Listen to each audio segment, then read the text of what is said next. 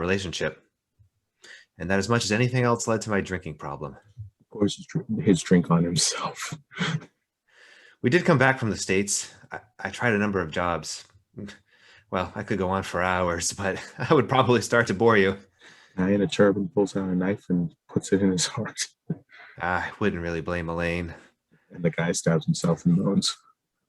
She wanted a career.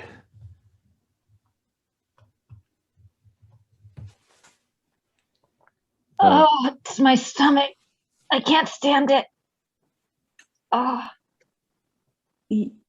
Yes? Oh, it's my stomach. I haven't felt this awful since we saw that Ronald Reagan film. Oh. I'll see if I can find some Dramamine. Goes to the cockpit. Captain, one of the woman passengers is very sick. Air sick? I think so, but I've never seen it so acute. Find out if there's a doctor on board as quietly as you can. Joey, have you ever been in a Turkish prison? Oh, I should have had that second cup of coffee. Jim never vomits at home. I'm sorry I had to wait. I'm just looking for a doctor. There's nothing to worry about.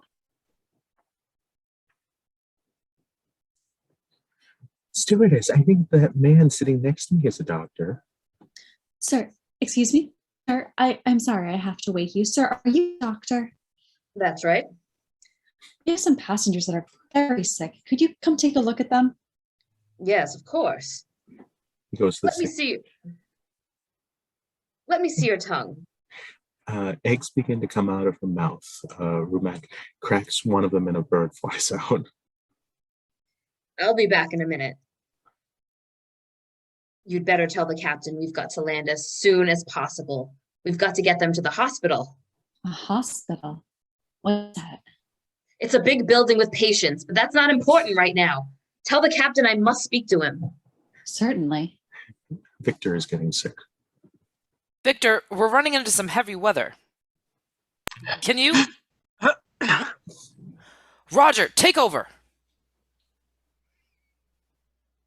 Captain, how soon can you land? I can't tell. You can tell me I'm a doctor. No, I'm not sure. Well, can't you take a guess? Well, not for another 2 hours. You can't take a guess for another 2 hours? No. We can't land for another 2 hours. Fog has closed down everything this side of the mountains. We've got to get through to Chicago. What is it, Doctor? I'm not sure. I haven't seen anything like this since the Anita Bryant concert. What was it we had for dinner tonight? Well, we had a choice, steak or fish. Yes, I remember. I had lasagna. What did he have? Doctor, there are 2 more sick people and the rest of the passengers are worried. I'll go take care of the passengers. Find out what the 2 sick people had for dinner. This is Captain Oveur speaking. Been a little bumpy up here, but we'll be past it in a couple of minutes. A few points of interest. We are now flying over the Hoover Dam, and a little later on we'll pass just south of the Grand Canyon. Meanwhile, relax and enjoy your flight, okay? Chicago, this is Flight 209er. We're in trouble. We've got to have all traffic below us cleared. I want a priority approach and landing in Chicago. Stewardess, my husband is very sick. Can you do something, please? Well, the doctor will be with you in just a moment. One thing, do you know what he had for dinner? Yes, of course. We both had fish. Why? Oh, it's nothing to be alarmed about. We'll be back to you very quickly. Dr. Rumack, Mr. Hammen ate fish, and Randy said there are 5 more cases, and they all had the fish too. And the co-pilot had fish? What did the navigator have? He had fish. All right. Now we know what we're up against. Every passenger on this flight who had fish for dinner will become violently ill in the next half hour. He notices he had fish and begins to come down with the symptoms as they describe it. Just how serious is it, Doctor? Extremely serious. It starts with a slight fever and dryness of the throat. When the virus penetrates the red blood cells, the victim becomes dizzy, begins to experience an itchy rash. Then the poison goes to work on the central nervous system. severe muscle spasms, followed by the inevitable grueling. At this point, the entire digestive system collapses, accompanied by uncontrollable flatulence. Oveur begins to burn. Until finally, the poor bastard is reduced to a quivering, wasted piece of jelly. Automatic pilot! Automatic pilot. There it is. Auto begins to inflate. I'll go back to the passengers. Come in, 209er. This is Chicago, flight 209er. Come in. This is Elaine Dickinson. I'm the stewardess. Captain Oveur has passed out on the floor, and the co-pilot and navigator too. We're in terrible trouble. Over. Roger, Elaine. Roger, I read you. This is Steve McCroskey at Chicago Air Control. Backing you in a minute. Hold all takeovers. I don't want another plane in the air. When the 208 report brings in straight. Put out a general bulletin to suspend meal service on the flights out of Los Angeles. Tell all dispatchers to remain at their posts. It's going to be a long night. How about some coffee, Johnny? Thanks. I want the weather on every landing field this side of the line, no matter what the size. You understand? Any place. Where's there a chance that that plane can land? Stan, go upstairs to the tower and run a diagram. Jerry, check down in the field with emergency equipment. Air dude. Jamie, can you read Air dude? Chief, we got fog right down to the deck. Every place east of the Rockies. There's no possible place to land. They'll have to come through Chicago. Looks like I booked the wrong week to quit smoking. I want the best available man on this, a man who knows the plane inside out, who won't crack under pressure. How about Mr. Rogers? Get me Rex Kramer. Elaine, right next to the throttle is the airspeed gauge. What does the speed indicate? 520 miles per hour. Good. Now check your altitude. That's the dial just below and to the right of the airspeed indicator. 35,000 feet. No, wait, 34,000 feet. No, wait, it's dropping. It's dropping fast. Why is it doing that? Oh my God, the automatic pilot, it's deflating. Don't panic. On the belt line of the automatic pilot, there's a tube. And now there's a manual inflation nozzle. Take it out and blow on it. What the hell is going on up there? Elaine? Yes, doctor. Elaine, you're a member of this crew. Can you face a few unpleasant facts? No. All right. Unless I get those people to a hospital quickly, I can even be sure of saving their lives. Now, is there anyone on board who can land this plane? Well, no one I know of. I think you ought to know what the chances are. The life of everyone on board depends on one thing: finding someone on board who can not only fly this plane, but who didn't have fish for dinner. Ladies and gentlemen, this is your stewardess speaking.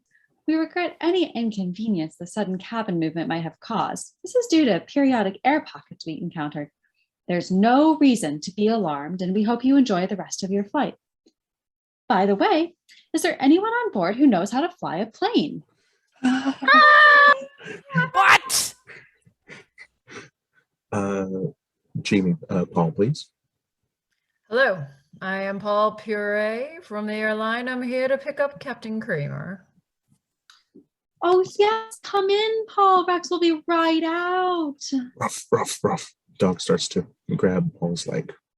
Shep, sit. So I understand that you all have a real emergency down there. Yeah, something like that. But as I said, they didn't have time to tell me Get much. dog off the leg. Tell me much, very much. Shep, no. I bet you have exciting things happen all the time down there. Well, the airline business does have its moments. Still trying to get the dog off. But after a while, you get used to it. Shep, come. You get so excited when new people are here. Are you a pilot yourself? No. I am in the training program. It's unbelievable, just unbelievable. You know how many times I've warned them about food inspection. You'd think after all these years, someone would listen to you. Dog and Paul are wrestling in the background. Airport management, the FAA, and the airlines, they're all cheats and liars. All right, let's get out of here. I'm sorry to bother you. I was just looking for someone with flying experience. When they built those roads, they had no thought of drainage in mind. So we had to take a special Jeep up to the main road. In fact, we were lucky to get a Jeep since just the day before, the only one we had broke down. Had a bad axle. Pastor next to him douses him in gasoline and lights a match, and then pauses while Stewart talks to Stryker. Excuse me, sir. There's been a little problem in the cockpit. The cockpit? What is it? It's the little room in the front of the plane where the pilots sit, but that's not important now. You see, the first officer is ill, and the captain needs someone to help him with the radio. Do you know anything about planes? Well, I flew in the war, but that was years ago. I wouldn't know anything about it. Oh, won't you go up, please? Stryker agrees, passenger next to him blows out the match, but blows himself up accidentally anyway. The stewardess said, both pilots? Of his plane? Surely you can't be serious. I am serious, and don't call me Shirley. Doctor, I've checked everyone. Mr. Stryker is the only one. What flying experience have you had? I flew single-engine fighters in the Air Force, but this plane has 4 engines. It's an entirely different kind of flying altogether. It's an entirely different kind of flying. Besides, I haven't touched any kind of plane in 6 years. Mr. Stryker, I know nothing about flying, but there's one thing I do know. You're the only one on this plane who can possibly fly it. You're the only chance we've got. No, that's right. That's what I said. Tell them all to acknowledge and stand by. Get me every piece of emergency equipment you can reach. Alert rescue units every mile of them, from here to the Rockies. Holly? Chief? We'll need a pre-landing flight check. Tell them what I want in the dispatch office. Tell them I want it here fast. It's your wife. I want the kids in bed by 9, the dog fed, the lawn watered, and the gate locked. And get the note to the milkman, no more cheese. All right, where the hell's Kramer? No, we can't do that. The risk of a flame out is too great. Leave him at 24,000 feet. One of the passengers is going to land that plane. Is that possible? Possible. It's a 1 to 100 shot. Car hits a cyclist. I know this guy. You do? Asshole! Who is it? His name is Ted Stryker. I flew with him during the war. Won't make my job any easier tonight. Ted Stryker was a crack flight leader up to a point. He was one of those men who, let's say, felt too much inside. Maybe you know the kind. He went all to pieces on one particular mission. Let's just hope that doesn't happen tonight. Let's see. Altitude, 24,000 feet. Level flight. Speed, 520 knots. Course, 090. Trim, mixture, wash, rinse, spin. Ted, what are you doing here? You can't fly this plane. That's what I've been trying to tell these people. Elaine, I don't have time to say this gently, so I'll be very direct. Everyone on this plane is in a desperate situation. Mr. Stryker is the only hope we've got. Those are the flaps. This is the thrust. This must turn on the landing lights. Plane starts to nosedive when the knob is turned. Mayday, mayday, mayday! Mayday? What the hell does that mean? Mayday? Well, that's the Russian New Year. You know, we'll have big parade and we'll serve hot hors d'oeuvres.